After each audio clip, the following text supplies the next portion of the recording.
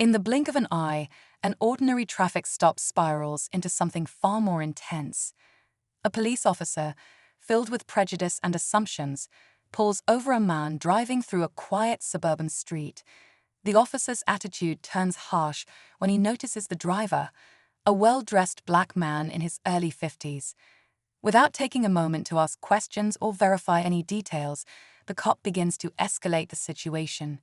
He barks commands, growing more aggressive with each passing second.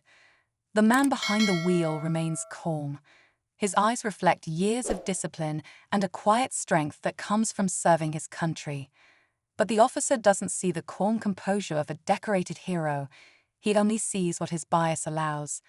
The cuffs snap tight, and the man is dragged from the car. Other drivers slow down, watching the scene unfold, some pulling out their phones to record.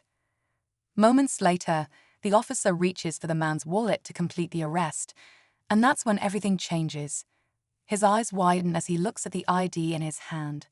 Suddenly, the pieces start to click together. The officer realizes the man he just arrested isn't just anyone, but by then, it's too late. Regret floods his face as the truth comes crashing down. The officer's heart begins to race as he stares at the military ID in his hand. His mind flashes through the last few minutes, the yelling, the harsh commands, and the unnecessary aggression. He realizes he's made a serious mistake. The man standing silently before him, now in handcuffs, is no ordinary driver. He's a highly respected army general with decades of service under his belt.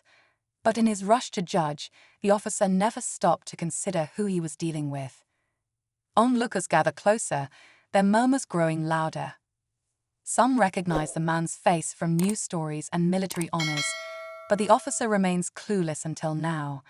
Sweat beads on his forehead as the weight of his actions sinks in. His grip on authority, so firm just moments before, begins to falter. He tries to maintain control, but there's a crack in his voice when he finally speaks. The general doesn't respond. His silence speaks volumes. Years of leadership have taught him patience, and he watches the officer with calm, piercing eyes. The scene grows heavier with tension as the truth hangs in the air. The officer knows he's crossed a line, but there's no undoing what's already been done. The consequences are only beginning to unfold. The officer's hand trembles as he unclips the radio at his side, but he hesitates. Calling for backup would mean admitting he made a mistake, a very public mistake. His pride and fear battle within him. Around them, the crowd grows. People whisper, some recording the scene, their eyes flicking between the general's calm demeanor and the officer's crumbling composure. A woman steps forward, her phone in hand. "You know who that is, right?" she asks, her tone sharp with disbelief. The officer's jaw tightens, and he shoots her a glare. "Stay back," he barks, but his voice lacks the conviction it had before. The general finally speaks, his tone steady but commanding. "Officer," he says, his words slow and deliberate, "do you understand the gravity of what you've done?" His question hangs in the air, heavy with unspoken consequences. The officer stares at the ground, the truth weighing on him like a stone. He had been so quick to assume, so blinded by bias, that he ignored every warning sign. He had focused on power instead of justice, control instead of fairness. And now every choice he made would be examined. As the general's words settle over him, a police sergeant arrives on the scene, his eyes narrowing as he assesses the situation. The officer knows the moment of reckoning has begun. The sergeant steps out of his patrol car, his sharp eyes scanning the scene. The air is thick with tension, and he knows immediately that something is off. He strides toward the officer, who stiffens as though bracing for impact. The general, still in handcuffs, stands tall and composed, his calm presence a stark contrast to the storm brewing around him. "What's going on here?" the sergeant demands, his voice cutting through the murmurs of the crowd. The officer swallows hard, his voice faltering. I pulled him over for a traffic violation." The sergeant's gaze shifts to the general, then down to the ID still clutched in the officer's hand. His eyes widen. "This is General Collins," he says slowly. disbelief dripping from every word. "You arrested General Marcus Collins." The officer stammers, his mind racing for excuses, but none come. The crowd presses closer, their phones capturing every second. The weight of their judgment is crushing, and the officer feels it in every breath. The sergeant turns to the general. "Sir, I apologize for this."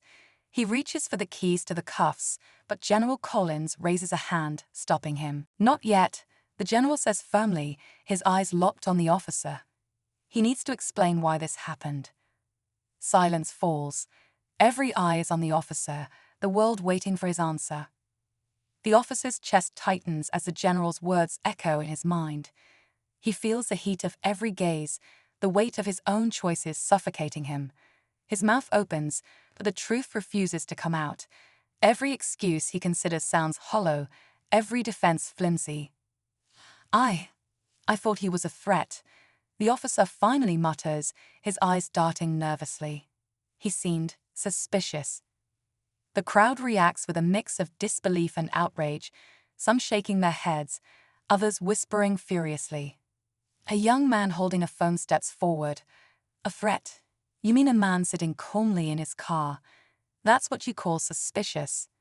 His voice is sharp, cutting through the officer's weak explanation.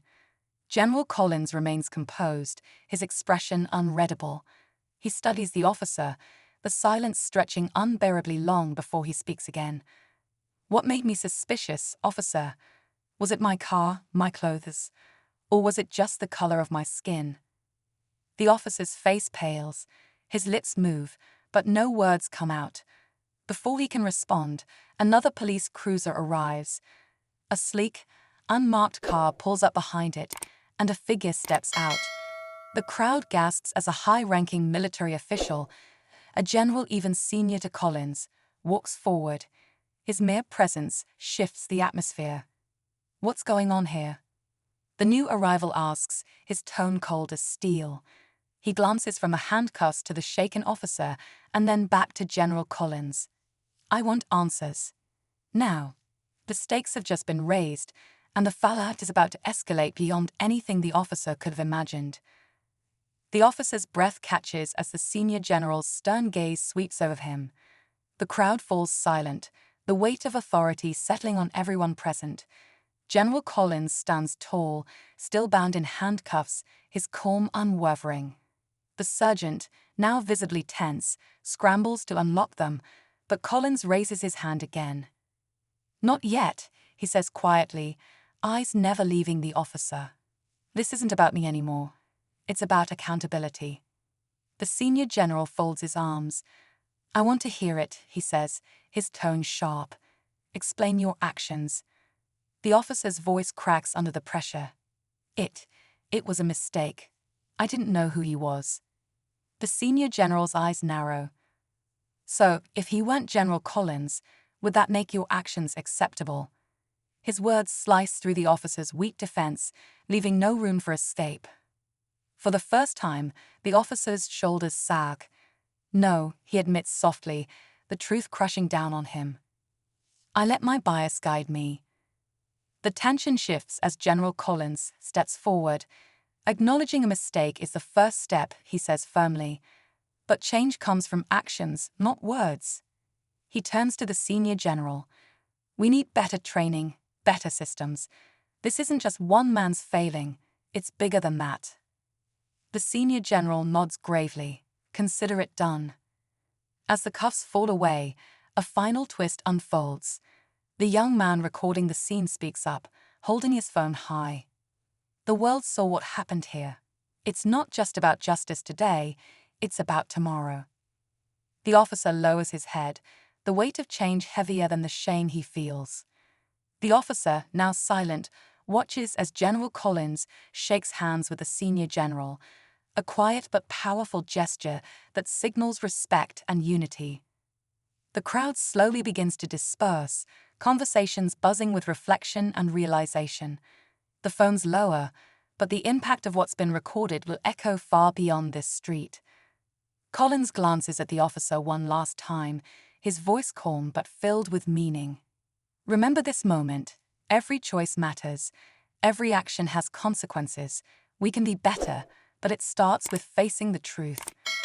The officer swallows hard, nodding as the weight of his choices finally sinks in. His journey isn't over, but a door to redemption has opened, one he must walk through with humility and change. As the police cruiser pulls away, the young man who recorded the scene looks to General Collins. "Thank you, sir. People need to see stories like this." Collins offers a small, thoughtful smile. "Then let them see it, but don't forget what it's really about.